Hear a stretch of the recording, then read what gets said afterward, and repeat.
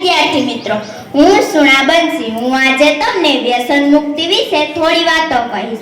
મિત્રો, વ્યસન આપણા જીવનને બરબાદ કરી નાખે છે. માણસના શરીરમાં મુખ્ય એવા અંગો હોય છે જેને વ્યસન ઘણું નુકસાન પહોંચાડે છે, જેમ કે દારૂ પીવાથી લીવરને, માવો ખાવાથી કિડનીને અને બીડી પીવાથી ફેફસા જેવા ઘણા અંગોને નુકસાન પહોંચે છે. દુનિયામાં માણસ જ એક એવું પ્રાણી છે જે વ્યસન કરતું જીવ છે. દુનિયામાં ઘણા લોકો વ્યસન કરે છે અને મારે દુઃખદ બાબતે કહેવું પડે છે કે આ બધા વ્યસનોનું મારું ગામ પણ ભોગ બન્યું છે. મારા ગામના લોકો પણ વ્યસન કરવા લાગ્યા છે. આજે તો મારા ગામની મહિલાઓ પણ વ્યસન કરે છે.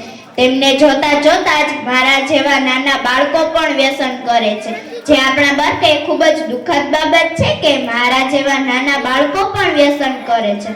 મિત્રો, વ્યસનને છોડવું મુશ્કેલ છે પણ અશક્ય નથી. વ્યસનને છોડવું મુશ્કેલ છે પણ અશક્ય નથી. અને હવે આ બધા વ્યસનો આપણે છોડવા જ જોઈએ, કારણ કે દુનિયા એવી ને એવી નથી રહી. દુનિયા ઘણી બદલાઈ ગઈ છે. અને જો તમને મારી વાત પર ભરોસો ન હોય તો વ્યસની પરિવાર પર અને નિર્વ્યસની પરિવાર પર નજર કરજો. તમને આપોઆપ જ ખબર પડી જશે.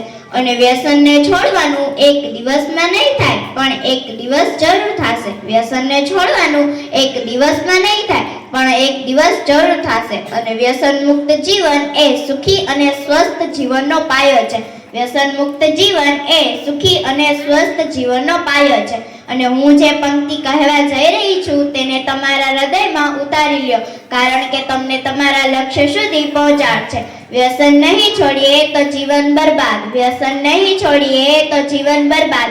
અને જો વ્યસન છોડશું તો જીવન જય જયકાર. અને જો વ્યસન છોડશું તો જીવન જય જયકાર. અસ્તુ. જય હિન્દ.